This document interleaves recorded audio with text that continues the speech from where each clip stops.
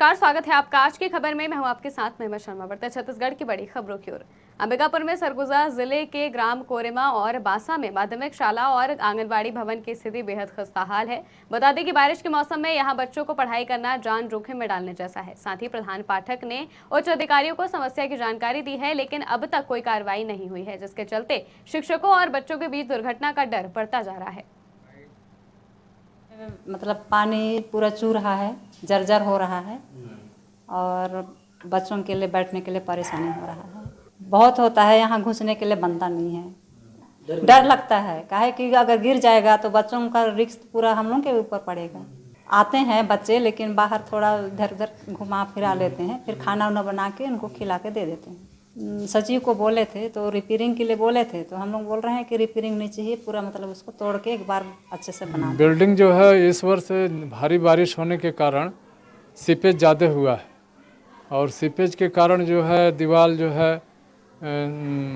पानी उससे रिस रहा है और कुछ छत भी फटे हुए हैं जिससे क्लास वगैरह चूने लगता है और मरम्मत के लिए कार्रवाई चल रही है जोर शोर से और सभी जगह से फोटोग्राफ्स वगैरह मंगाए गए हैं और आज ही हम लोग मीटिंग में जा रहे हैं। हाँ, ये शिकायतें तो नहीं, अब अधिकारियों से हम लोग ध्यान आकर्षण करते हैं कि क्या हमारे बिल्डिंग में आवश्यकता है या बच्चों से संबंधित जो भी समस्याएं उनको हम लोग समय समय पर रखते हैं और पत्र व्यवहार करते हैं। अधिकारियों का अभी पिछले शासन में बहुत सारे काम हुए थे, कुछ स्कूलों को चूज किया गया था जिसमें हमारा स्कूल उसमें नहीं था। जगदलपुर में बस्तर चैम्बर ऑफ कॉमर्स के चुनाव में उपाध्यक्ष पद के उम्मीदवार अशोक लुंकड़ ने परिवारवाद और एकाधिकार के खिलाफ प्रेस वार्ता की। बता दें कि मामूली अंतर से हारने के बावजूद उन्होंने 750 व्यापारियों के समर्थन को नैतिक जीत बताया और चैम्बर के काले कानून को समाप्त करने का संकल्प लिया है। साथ ही उन्होंने भविष्य में राजनीति में प्रवेश करने की भी योजना का ऐलान किया है। प्रेस कॉन्फ्रेंस का मेन मुद्दा था चैम्बर और विकास। चैम्बर जो पिछले 53 साल से काम कर रहा था, जो नहीं किया, और आने वाला चैम्बर कैसा होना चाहिए था, ये सारे विचारों को मैं रखने के लिए मैंने ये प्रेस कॉन्फ्रेंस की है, जिसमें मैंने सारे मुद्दे रखे हैं। जैसे परिवारवाद का मुद्दा, चैम्बर में संशोधन का मुद्दा, एकाधिकार का मुद्दा, बस्तर के व्यापारियों को समस्याओं का मुद्दा, industrial corridor, NMDC, parking, Sanjay बाजार, ऐसे बहुत सारे मुद्दे, रेलवे, पासपोर्ट, मतलब मुद्दों की मैंने भरमार रखी है जो आप लोग के सहयोग से मैं जन जन तक पहुंचाना चाहता हूँ। गरियाबंद के बोरसी गांव के सैकड़ों ग्रामीण राजिम पहुंचे और SDM कार्यालय का घेराव कर प्रशासन के खिलाफ जमकर नारेबाजी की। दरअसल अवैध कब्जे और बीते दिनों गांव के ही शिव मंदिर में तोड़फोड़ को लेकर ग्रामीणों में आक्रोश है। बता दें कि ग्रामीणों का आरोप है कि शासकीय भूमि में एक युवक ने कब्जा कर रखा है, जिसको लेकर ग्रामीणों ने प्रशासन से जल्द कार्रवाई की मांग की है। वहीं SDM ने 1 सप्ताह के भीतर कार्रवाई का आश्वासन दिया है। बता दें कि ग्रामीणों के प्रदर्शन के दौरान घंटों राजिम फिंगेश्वर मुख्य मार्ग बाधित रहा।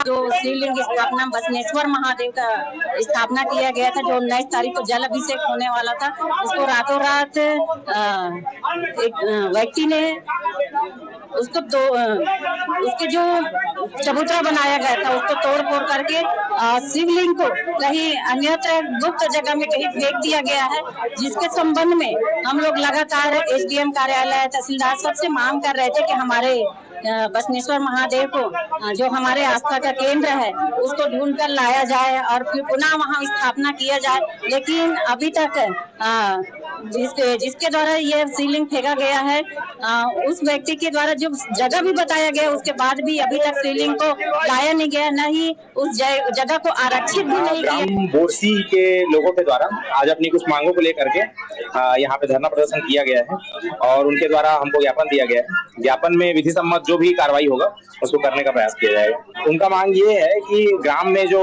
शासकीय भूमि है, उस शासकीय भूमि का सीमांकन करा के अगर किसी का अतिक्रमण पाया जाता है तो हटाया जाए। दंतेवाड़ा जिले के अंतर्गत ग्राम पोंदुम में बीते दिन पहले 2 अज्ञात लोगों ने 6 महीने के बच्चे का अपहरण कर लिया। बता दें कि बच्चे के पिता को आरोपियों ने 100 रुपए देकर शराब लाने का झांसा देकर गांव की तरफ भेज दिया और मौका देखकर झूले से झूल रहे बच्चे को अपने साथ लेकर फरार हो गए। वहीं दंतेवाड़ा पुलिस मामले को गंभीरता से लेते हुए जल्द आरोपियों सहित बच्चे को बरामद करने में जुटी हुई है। लगभग 4 बजे के आसपास ग्राम पोंदुम, जो कि कोतवाली थाना क्षेत्र के अंतर्गत आता है, वहाँ 2 अज्ञात व्यक्ति द्वारा एक 6 माह का बालक, जिसका नाम राजकुमार है, से अपने साथ लेकर कहीं चले गए हैं। तो इस प्रकरण में थाना कोतवाली में अपराध पंजीबद्ध कर उस बालक की तलाश की जा रही है और इसके लिए अलग अलग टीम गठित कर अलग अलग एंगल से इसे जांच की जा रही है और जितने भी टेक्निकल इंट है उनका भी एनालिसिस कर रहे हैं। कुछ माइनर क्लू मिले हैं, उसी क्लू के आधार पर हम आगे इसमें इन्वेस्टिगेशन कर रहे हैं और जल्द से जल्द सकुशल बालक बरामद हो जाएगा। दंतेवाड़ा और बीजापुर के सीमावर्ती क्षेत्र में पुलिस और नक्सलियों के बीच हुई मुठभेड़ में 9 सशस्त्र माओवादी ढेर हो गए, जिनकी पहचान रणधीर समेत अन्य बड़े इनामी नक्सलियों के रूप में हुई है। बता दें कि साथ ही आरोपियों के पास से भारी मात्रा में हथियार और विस्फोटक सामग्री बरामद हुई है। बता दें कि मुठभेड़ के बाद कई और नक्सलियों के घायल या फिर मारे जाने की संभावना जताई जा रही है। नाम और उसका डिटेल्स हम थोड़ी देर में शेयर कर देगा। और इस अभियान के दौरान जैसा आप सबको देते हैं, जो जिला बीजापुर दंतेवाड़ा का जो बॉर्डरिंग इलाका है, जो गलाडीला हिल रेंज की पश्चिम इलाका है, काफ़ी एक सुरक्षित इलाका माना जाता है। माओवादियों गतिविधि के लिए उन लोग अपना एक स्ट्रॉन्ग होल्ड एरिया पर इसको देखते हैं। इन इलाका में विगत महीने में भी लगातार अभियान संचालित की गई थी, जिसके परिणाम स्वरूप इस क्षेत्र में भी माओवादियों का काफ़ी सेटबैक हुआ है। इंडिविजुअल जशपुर जिले में ई पॉस मशीनों की तकनीकी गड़बड़ी से परेशान सरपंच सचिवों ने कलेक्टर कार्यालय में हंगामा किया और जमकर नारेबाजी की। इसके साथ ही उन्होंने ई पॉस मशीनों को वापस करने और ऑफलाइन वितरण की मांग की है। बता दें कि प्रशासनिक अधिकारियों ने दिन भर उन्हें शांत करने की कोशिश की, लेकिन सरपंच सचिव समस्या के समाधान की मांग पर अड़े रहे।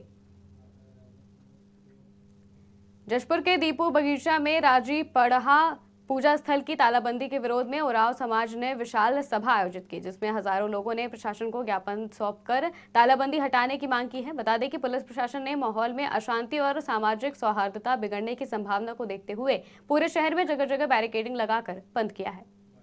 उरांव समाज द्वारा आज धरना प्रदर्शन किया गया था। इसके लिए उनको हॉकी स्टेडियम में प्रशासन के द्वारा अनुमति प्रदान की गई थी और कानून व्यवस्था बनाए रखने के लिए पर्याप्त मात्रा में पुलिस व्यवस्था लगाई गई थी।